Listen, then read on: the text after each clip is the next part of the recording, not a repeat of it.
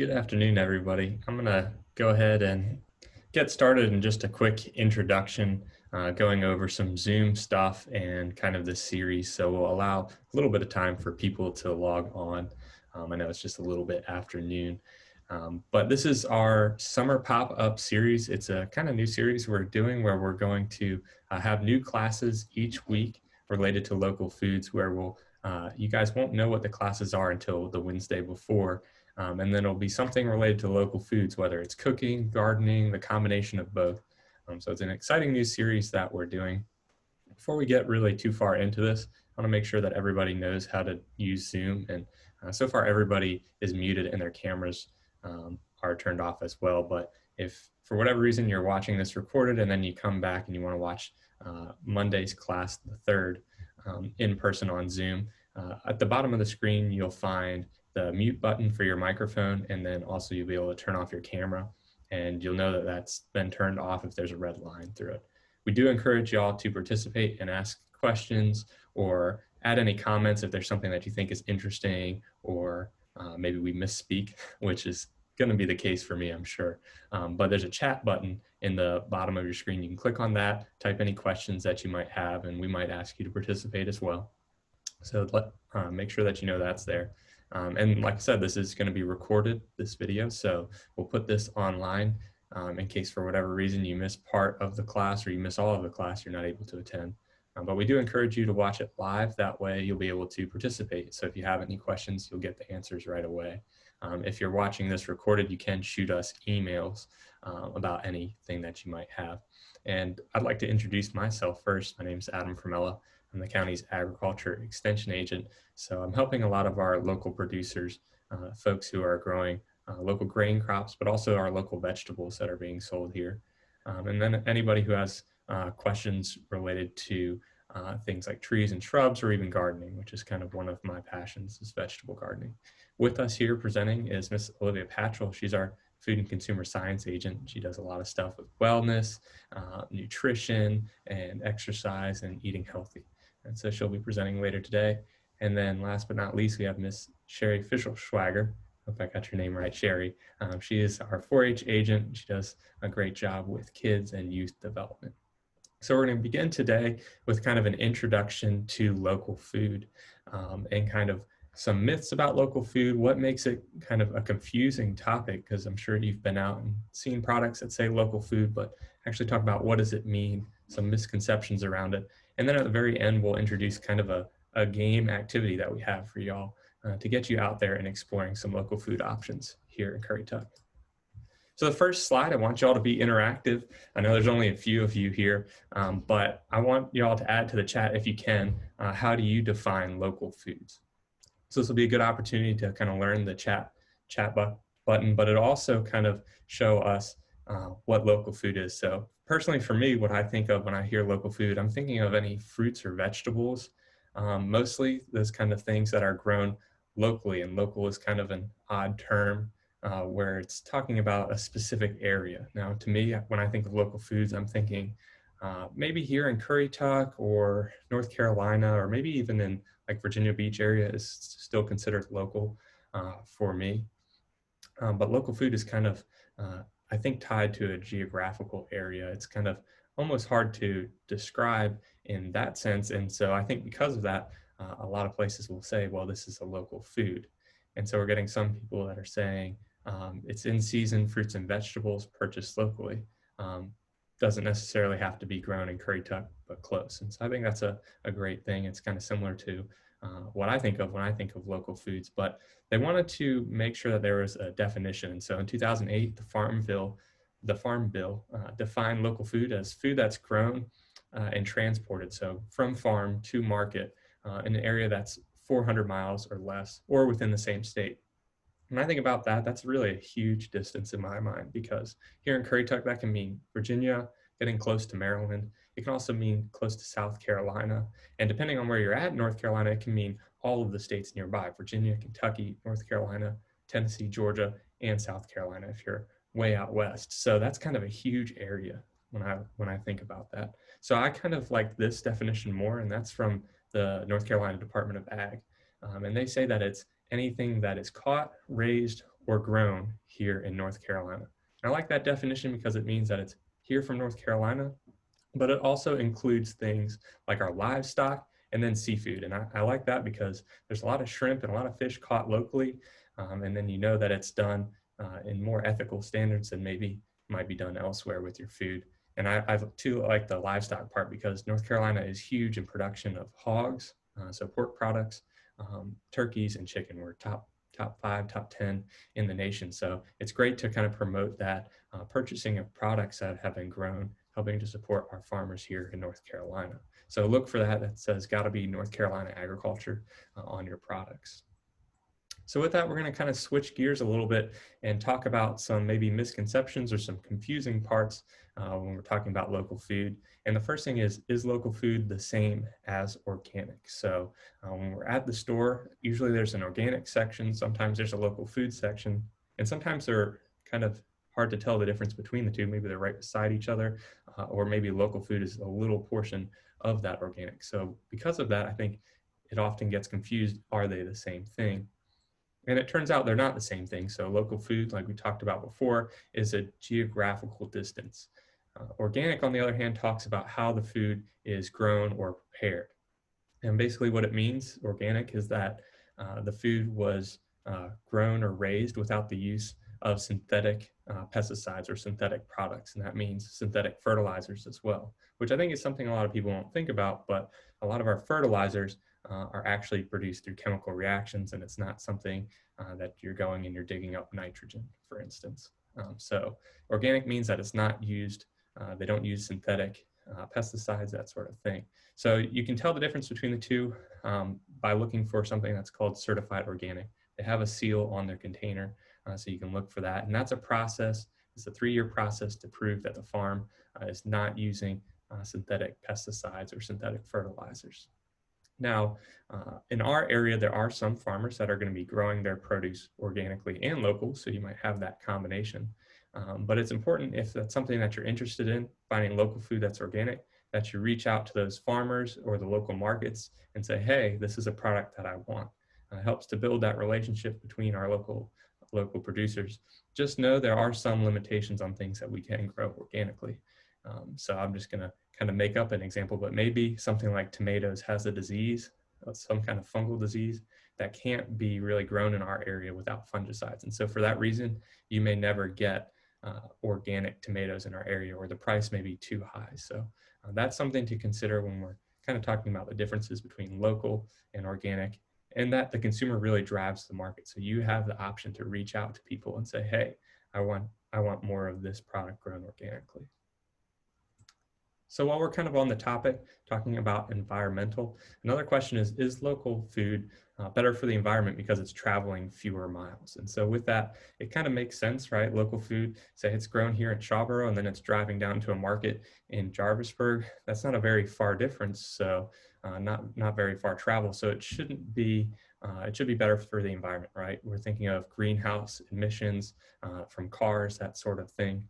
And so it makes sense to me, at least, but the results are a little bit controversial or a little bit contradictory in that transportation really is a small portion of the greenhouse gases when we're talking about from the farm to the market. It's only 11%. And that's because most of your other greenhouse emissions come from things like driving the tractor to plant the produce, or driving the tractor or your carts to put the produce on and then taking them back and getting them cooled and cleaned. So really that makes up the bulk of it. Transportation is really just a small portion of our greenhouse gases. And it turns out that studies have shown that when it comes to transportation, it's more important to be efficient with your transportation than it is the actual distance. And so what that means is that when you're moving your produce, it is better for the environment to do so in large quantities in fewer trips. And that kind of makes sense if you think about it. If we're taking produce from, say, Florida, and we put them in an 18-wheeler and it's making one trip up here with a lot of corn, that's a lot better than somebody in maybe an old truck, an old flatbread, who can only hold a couple bushels of corn and has to drive and make 15 trips a week. So that's kind of how that comes. And this is just when we're talking about greenhouse emissions and transportation. There are other ways that it might be better for the environment. So if we're talking about environmental regulations, the US has a lot of those, especially for farmers, whether they're talking about spraying pesticides or putting out fertilizer or watering, that sort of thing. So there's a lot of regulations there that maybe other countries don't have. And so in that sense, it might be better. But when we're talking about greenhouse gases, it's better for big quantities of food going. It doesn't really matter the distance, but just fewer trips. So I thought that was kind of an interesting study. But really, I think the most important thing, or at least the most important thing I'm going to talk about before I let Olivia take over, is that is local food good for the economy, or is it better for the economy? And the research shows that resoundingly, yes, it is better. You're taking your hard-earned money and you're putting it back into your local community. You're supporting our local markets, and we've got a lot of those here in Currituck, but then you're directly supporting our local farmers as well. And that's, I think, really important. And studies have shown that folks that buy local produce at our local markets are more likely to then go next door, maybe at a local business, whether it's a restaurant or something like that, and spend their money there. And so it's just really a great cycle of supporting our neighbors and supporting our community. So with that, that's really all I have for my part of the presentation before I switch over to and let Olivia take over. But if y'all have any questions about any of that and you're watching this live, go ahead and type it down in the chat. And if not, you can always ask me a question. You can shoot me an email at a later time.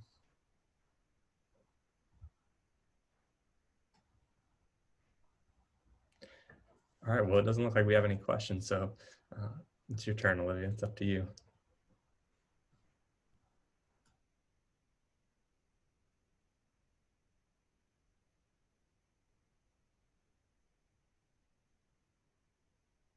Course, I'm muted. Sorry.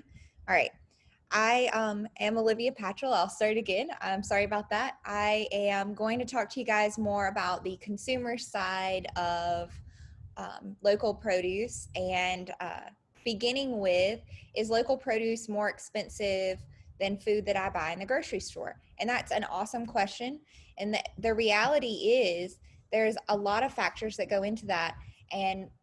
But on the majority of purchases, you'll notice that local produce, no matter the season, is going to be less expensive, especially if you're buying it from direct markets and at local produce stands.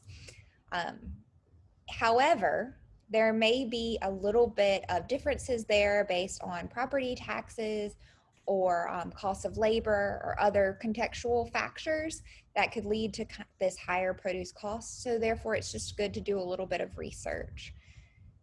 Another question that consumers often have, and this is kind of the one that I speak to the most, is local food healthier than non-local food? And that is can be a little bit misleading. People think it is, however, it's not necessarily healthier than non-local food. There isn't a causal relationship as so much a correlation. So what research shows is that direct markets are associated with individual weight loss, lower rates of diabetes, lower BMI, and that mainly is because they're making better choices. So this research is showing that individuals who are going to purchase this local food, they are going to purchase larger quantities of vegetables and consume more vegetables, and their children are also going to consume more vegetables. So that's where you're getting your correlation in better health with eating local foods. The main reason is you cannot get potato chips out of the ground. That's going to have a process to it, and you're going to have to get that from someone who processes potatoes into chips. So you're getting some of that junk food, some of that calorie dense but nutrition light food out of your diet, and you're going to have that more nutritionally dense food with the lower calories. It's going to fill you up and you're not going to need as much. So that's where you're getting your correlation from as far as healthy foods or local foods being a little seeming healthier. You're just making a better choice, and that is the person that that is the type of person that chooses local foods. It's the type of person that is also going to eat more fruits and vegetables. Growing fruits and vegetables also has a correlation with a higher consumption of fruits and vegetables. So you have that too. You could grow your own produce. So is it safer? And this is a lot of questions come from parents and associated with agricultural practices. And I think Adam mentioned earlier that local doesn't mean organic, but what it does mean is if you're in a direct market with a farmer, you can have a communication with that farmer or have a more of a conversation about his practices. And Adam can speak more about this if you're worried about what farmers are spraying or what is safe, what's not safe to have on your food. But um, just because it's a local farm doesn't mean that they are practicing these organic practices.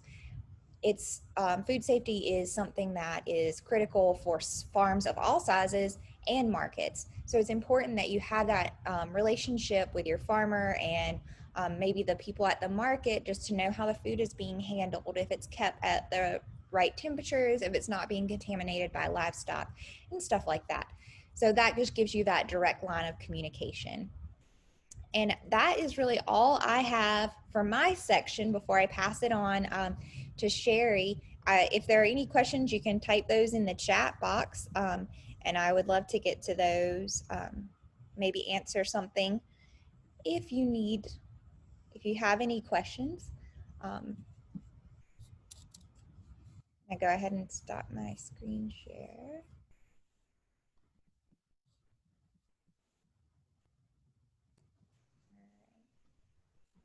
So, good morning.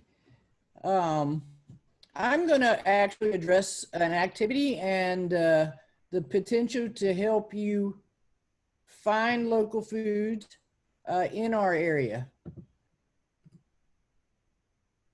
And I am not able to share my screen, guys. I can share it for you. Thank you.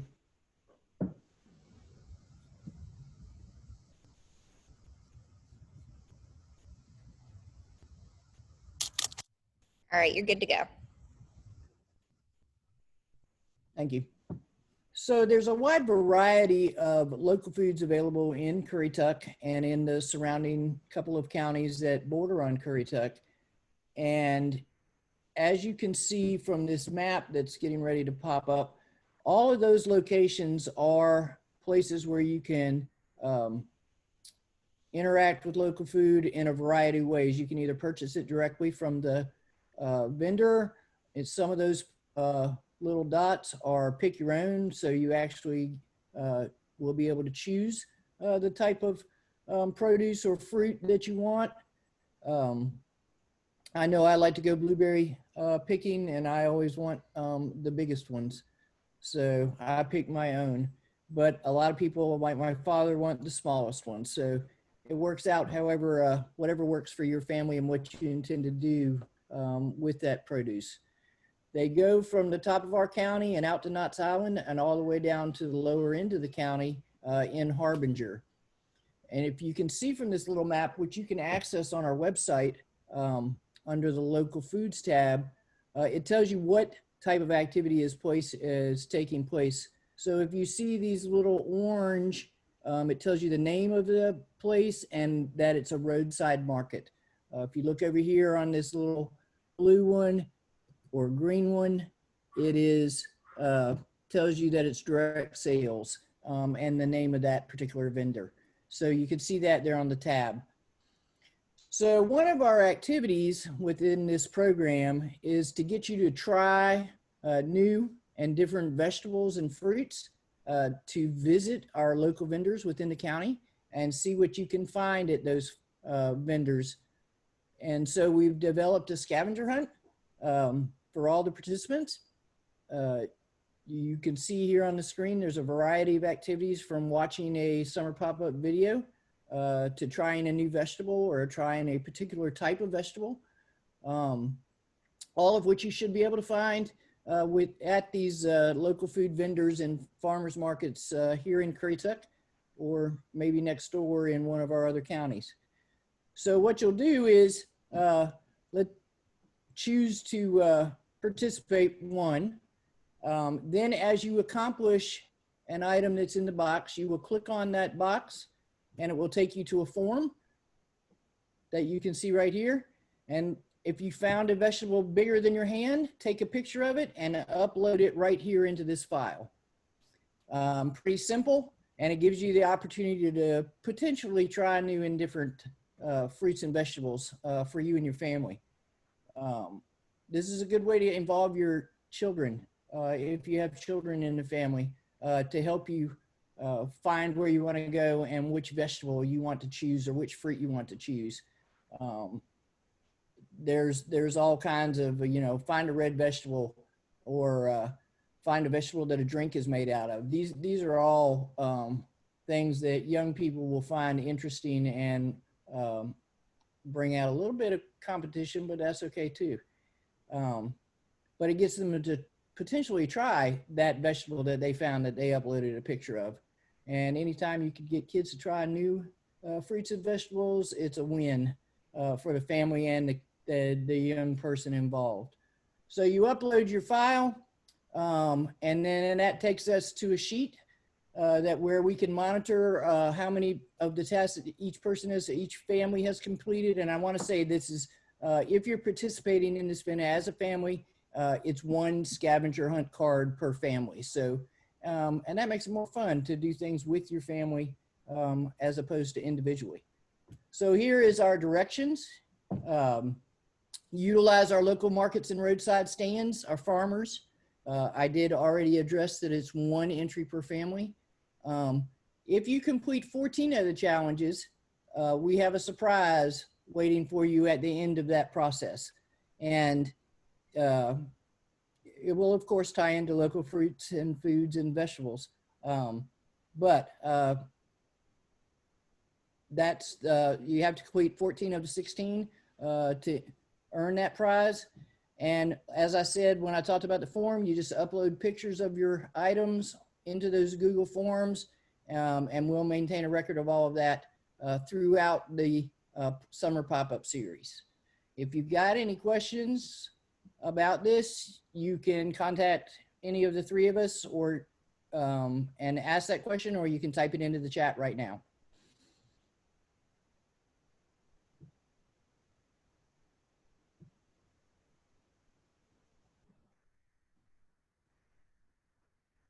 And also, as you can see in the chat, Adam has uploaded the local foods map. So you can just save that link if you'd like. And he's also uploaded the scavenger hunt form.